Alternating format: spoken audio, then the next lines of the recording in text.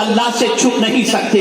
اللہ آنکھوں کی خیانت کو جانتا ہے, اللہ آنکھ سے کیے ہوئے گناہوں کو جانتا ہے. اللہ اکبر. رسول اعظم نے صحابہ کی ایسی تربیت فرمائی تھی کہ اللہ اکبر. ایک صحابی حضور کی خدمت میں حاضر آئے, عرض کرتے ہیں یا رسول اللہ صلی اللہ تعالی علیہ وسلم, مجھ سے گناہ سرزد ہوا, کیا میں توبہ کروں تو میرا گناہ میرا مولا معاف فرما دے گا؟ آقا نے فرمایا ہاں, تیرے گناہوں کو تیرا کریم معاف فرما دے گا, یقیناً مولا معاف فرما دے گا. صحابی تھوڑے سے آگے بڑھے, پھر پلٹ کر کے آئے. تصور دیکھیے, اللہ کے دیکھنے کا تصور حضور نے کس طریقے سے دل میں بٹھا دیا تھا, اور خوف خدا کتنا بٹھا دیا تھا.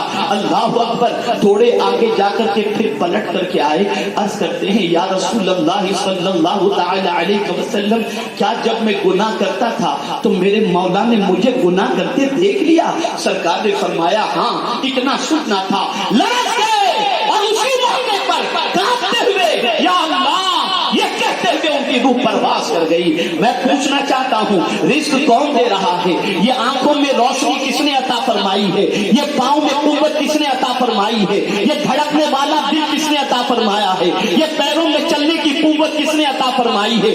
دنیا کا کوئی شخص تمہیں آنکھ نہیں دے سکتا, خدا نے آنکھ دی ہے. اسے آوارہ گردی میں خرچ مت کرو, اسے بدنگاہی میں خرچ مت کرو, اسے غلط چیزوں کو دیکھنے میں خرچ مت کرو.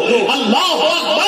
قرآن نے آگے بڑی پیاری بات فرما دی, اگر تم اپنی نگاہوں کی اور اپنی شرمگاہ کی حفاظت کرو تو کیا یہ چیز ہے, یہ اگر کوئی حفاظت کر لے تو کیا فائدہ ہے؟ تو قرآن کہتا ہے ذالک ازکیٰ لہم, یہ ان کے لیے بہت بہتر ہے, بہت پاکیزہ ہے, بہت قلب کو سرور عطا کرنے والا ہے. یعنی اگر کوئی شخص اپنی نگاہوں کو جھکا لیتا ہے تو اللہ اس کے دل کو پاک فرما دیا کرتا. میرے پیارے آقا صلی اللہ تعالی علیہ وسلم کے پیارے دیوانوں, آج جتنی بھی بدکرداریاں ہو رہی ہیں یہ نگاہوں کی خطا کی وجہ سے ہو رہی ہیں, یہ آنکھوں کی غلطیوں کی وجہ سے ہو رہی ہیں. نگاہوں کو جھکائے رہو, نگاہوں کی حفاظت کرو. صحابہ کی تمنا دیکھو, ان کی تمنا کیا تھی؟ صدیق اکبر رضی اللہ تعالی عنہ سے پوچھا گیا ابو بکر تمہاری تمنا کیا ہے؟ تو عرض کرتے ہیں النظر الی وجہ رسول اللہ, حضور کے چہرے کو دیکھنا یہ میری تمنا. بڑے اچھے انداز سے ہم کہتے ہیں میں سو جاؤں یا مصطفیٰ کہتے کھلے آنکھ صلی علی کہتے یہ ہم کہتے ضرور ہیں, لیکن ہم اگر دیکھیں اپنی زندگی کا احتساب کریں, کون سی رات مسلمانوں کی اللہ ماشاء اللہ ایسی ہے جن راتوں کے اندر ان کے دامن پر گناہوں کے دھبے نہ لگتے ہیں. ہر رات گناہ کے سلسلے میں کوئی نہ کوئی نئی دعوت لے کر کے آتی ہے اور دامن کو داغدار کر کے چلی جاتی ہے. آپ جانتے ہیں آج اگر حالات, آج اگر دنیا میں مسائل کے پہاڑ اور آج اگر مصیبتوں کے سیلاب کے ہم اگر دو چار ہیں تو اس میں ہمارے لیے ایک بڑا عظیم نسخہ ہے. ان مصیبتوں میں ہم اس نسخے پر عمل کریں تو ہمارا دین اور ہماری آخرت, ہماری دنیا اور ہماری آخرت دونوں سے کر جائے. جانتے ایک بزرگ تھے, جب چاہتے تھے کسی کو حضور کا دیدار کرا دیتے, جس کو جب چاہتے حضور کا دیدار کرا دیتے. آپ اس واقعے کو سننے سے پہلے اپنی بے چینی کو سامنے رکھیں, اپنی پریشانی کو سامنے رکھیں.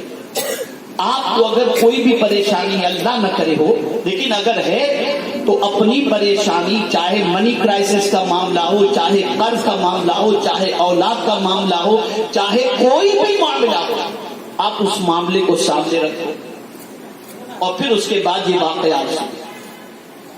ایک بزرگ تھے, وہ جب چاہتے تھے کسی کو حضور کا دیدار کرا دیتے. ان کی بیوی کی عمر 65 سال کی ہو گئی تھی. ایک دن بیوی نے اپنے شوہر سے کہا آپ سب کو حضور کا جلوہ دکھاتے ہو, آج تک مجھے حضور کا دیدار آپ نے نہیں کرایا. شوہر کو حیرت ہوئی, बीवी से फरमाया ताज्जुब है, अभी तक तुम्हें हुजूर का दीदार नहीं हुआ? कहा नहीं हुआ। अल्लाह अकबर। वो बुजुर्ग फरमाते एक काम करो, बीवी की उम्र 65 साल था। बीवी से कहते हैं जिस तरह से शादी की रात का जोड़ा पहनकर तुम आई थी ना, जाओ जाकर वो जोड़ा पहन लो। वो गई और शादी का जोड़ा पहन करके रूम में बैठ गई। बुजुर्ग अपने बड़े साले को बुलाते हैं और फरमाते देखो इस उम्र में तुम्हारी बहन कैसी बन सवर कर बैठी है। अब भाई साहब गए, जाकर अपनी बहन को देखा तो चलाल गाय, खूब डांटा, तुझे शर्म नहीं आती ये उम्र ये कपड़े पहनने की? वो रोने लगे, रोते रोते आंख लग गए। हुजूर का दीदार नसीब हो गया। सुबह हुई तो अपने शौहर से कहती हैं कि आपको हुजूर का दीदार कराना था तो सीधे सीधे करा देते, पहले कपड़े पहनवाए, फिर भाई को भिजवाया, डांट सुनवाई और उसके बाद फिर दीदार करवाया। और बात जाइए उनके जवाब पर। इरशाद फरमाते हैं दीदार हर किसी को नहीं होता, टूटे हुए दिल को हुजूर का दीदार नसीब होता। तो पहले मैंने तुम्हारे दिल के तोड़ने का इंतजाम किया ताकि तुम्हारा दिल टूटे और तुम्हारी तवज्जो मदीने के ताजदार की तरफ हो जाए। और जब किसी की तवज्जो मदीने के ताजदार की तरफ हो जाए तो आका अपना जलवा दिखा ही देते।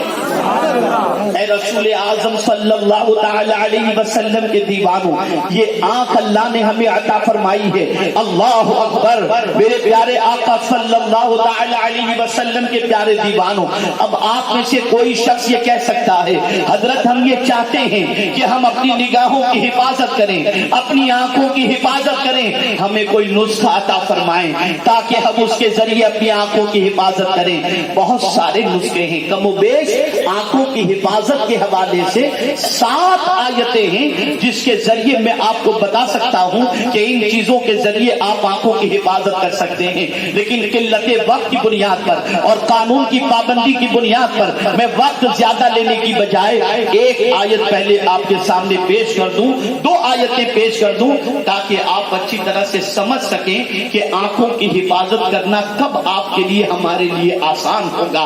आज ये मैं आपको बताऊं, परवरदिगार जल्ल जलालहू कुरान मुकद्दस में इरशाद फरमाता है इन्नल्लाह यअमुरुकुम अन तुअद्दुल अमानाति इला अहलिहा।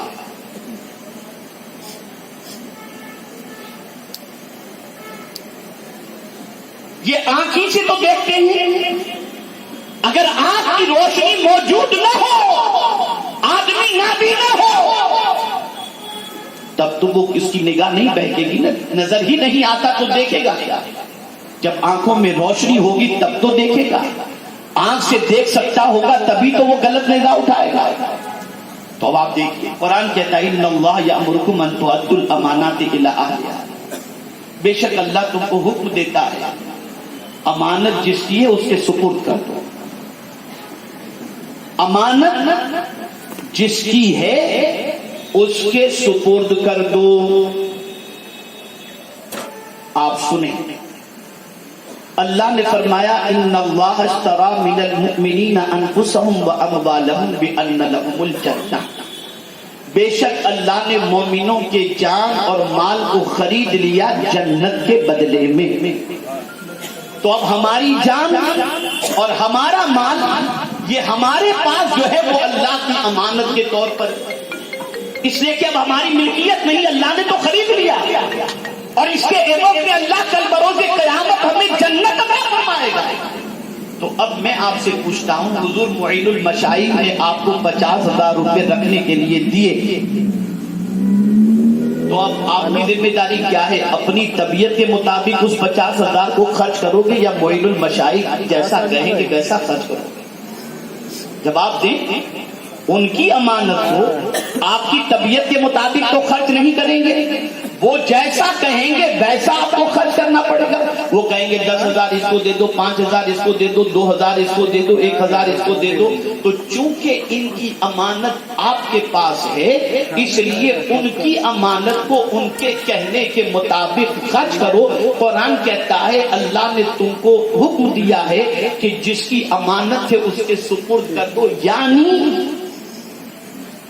अल्लाह ने तुम्हें आंखें अता फरमाई हैं, ये आंखें अल्लाह की अमानत है, अब उसे वैसे ही खर्च करो जैसा खर्च करने का उसने तुम्हें हुक्म अता फरमाया।